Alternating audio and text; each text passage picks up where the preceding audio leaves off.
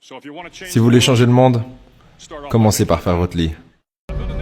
J'ai été un Navy SEAL pendant 36 ans, mais tout a commencé quand j'ai quitté l'université du Texas pour m'inscrire aux cours de base de Navy SEAL à Colorado, en Californie. Les cours de base Navy SEAL, c'est 6 mois de longues courses douloureuses dans le sable fin, des nages de minuit dans l'eau glacée de San Diego, des courses d'obstacles, des entraînements calisthenics interminables, plusieurs jours de suite sans sommeil, et tout ça en ayant toujours froid et en étant mouillé et misérable. Ces 6 mois en étant constamment harcelés par des guerriers entraînés, qui cherchent à trouver les faibles d'esprit et de corps pour les éliminer afin qu'ils ne deviennent pas des Navy SEAL. Mais ces entraînements avaient aussi pour but de chercher qui pouvait diriger dans un environnement de stress constant, de chaos, d'échecs et de moments difficiles. Pour moi, l'entraînement de base Navy SEAL a été un challenge d'une vie entière, groupé sur 6 mois. Donc voici les 10 leçons que j'ai apprises de la formation de base Navy SEAL, qui je l'espère vous seront utiles pendant que vous avancerez dans votre vie.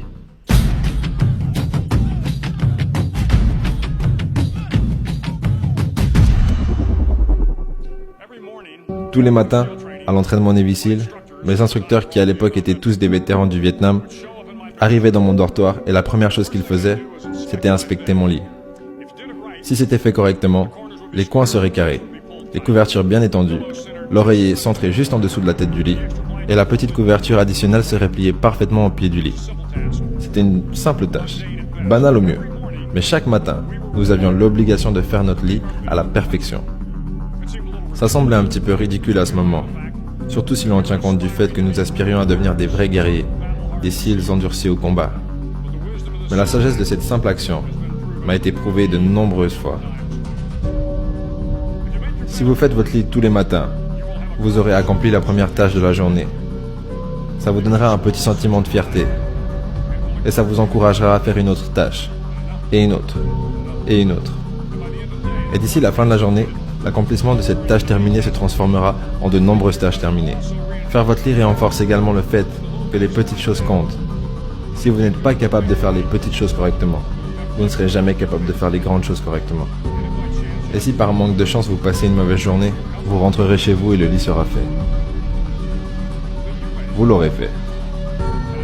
Et un lit fait est un encouragement qui vous informe que demain sera un meilleur jour. Donc si vous voulez changer le monde, commencez par faire votre lit.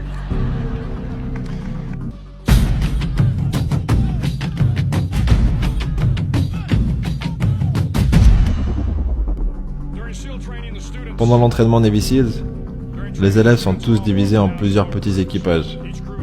Chaque équipage contient 7 élèves, 3 de chaque côté d'un petit bateau pneumatique et un barreur pour guider le canot. Tous les jours, les équipages se forment sur la plage et reçoivent l'instruction d'aller à la zone de vagues, qui se trouve à plusieurs kilomètres sur la rive. En hiver, les vagues de San Diego peuvent atteindre 2 à 3 mètres de haut, et c'est extrêmement difficile de pagayer, à travers les vagues plongeantes, à part si tout le monde pagaie. Chaque pagaie doit être synchronisé avec le compteur du barreur. Tout le monde doit exercer la même force et le même effort, ou sinon le bateau tournera et sera jeté sur la plage. Pour que le bateau atteigne sa destination, tout le monde doit ramer. Vous ne pouvez pas changer le monde seul. Vous aurez besoin d'aide. Et pour réellement arriver de votre point de départ à votre destination, vous aurez besoin de vos amis, collègues, la bonne volonté d'étrangers et un bon barreur pour vous guider. Si vous voulez changer le monde, trouvez quelqu'un pour vous aider à ramer.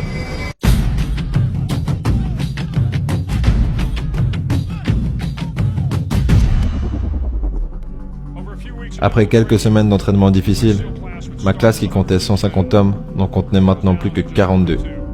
Il y avait donc plus que 6 bateaux avec 7 hommes sur chaque bateau. J'étais sur le bateau avec les gars les plus grands, mais le meilleur équipage que nous avions était celui avec les plus petits gars. On les appelait l'équipe des Munchkins. Aucun d'entre eux ne faisait plus de 1,70 m. L'équipe des Munchkins contenait un Indien américain, un Afro-américain, un Polonais américain, un Gréco-américain, un Italien américain et 2 jeunes robustes du Midwest. Ils ramaient plus vite, nageaient plus vite et couraient plus vite que tous les autres équipages.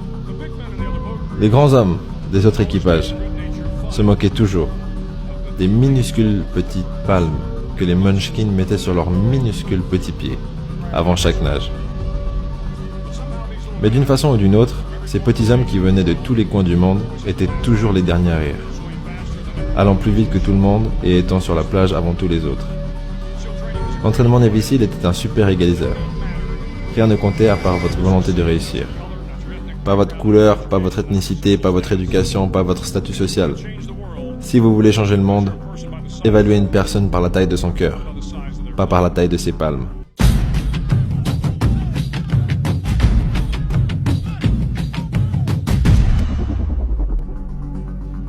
Plusieurs fois par semaine, les instructeurs alignaient les classes et faisaient une inspection des uniformes.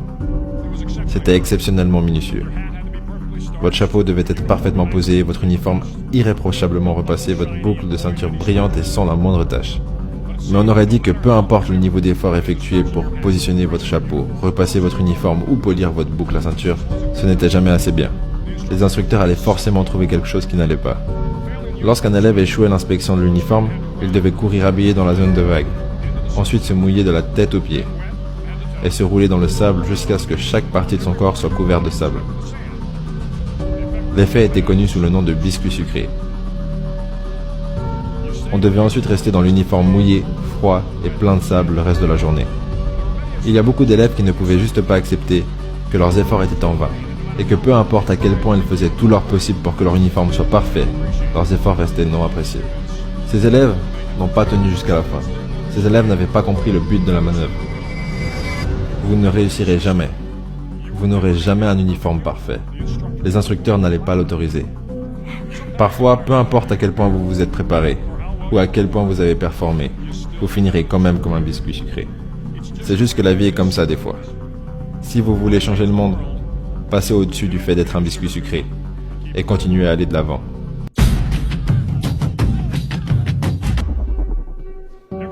Tous les jours pendant l'entraînement, vous êtes challengé par de multiples challenges physiques. De longues courses, de la nage, des courses d'obstacles, des heures de calisthenics, des choses faites pour tester votre mental. Tous les événements avaient des standards de temps qui devaient être atteints. Si vous échouez par rapport à un standard, votre nom était ajouté à une liste. Et à la fin de la journée, ceux qui étaient sur la liste étaient invités au cirque. Le cirque, ça voulait dire 2 heures additionnelles de calisthenics, créées pour vous détruire votre esprit, pour vous forcer à abandonner. Personne ne voulait aller au cirque. Aller au cirque, ça voulait dire que vous n'avez pas été à la hauteur. Le cirque voulait dire plus de fatigue, et plus de fatigue voulait dire que le jour suivant allait être plus difficile, et ça augmentait les probabilités de devoir retourner au cirque. Mais pendant une période, pendant l'entraînement Navy SEAL, tout le monde est passé par le cirque. Du cirque construit de la force intérieure et de la résistance physique. La vie est remplie de cirques. Vous allez échouer, vous allez probablement échouer souvent. Ce sera douloureux, ce sera décourageant. À certains moments, ça vous testera en profondeur. Mais si vous voulez changer le monde, n'ayez pas peur du cirque.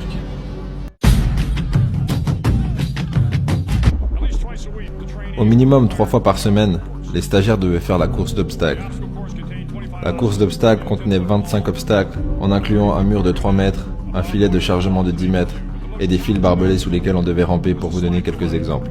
L'obstacle le plus challenging était le glisse pour la vie. Il y avait une tour de 3 étages qui faisait 10 mètres de haut d'un côté et une tour à 1 étage de l'autre côté. Au milieu, il y avait une corde qui faisait plus de 60 mètres de long.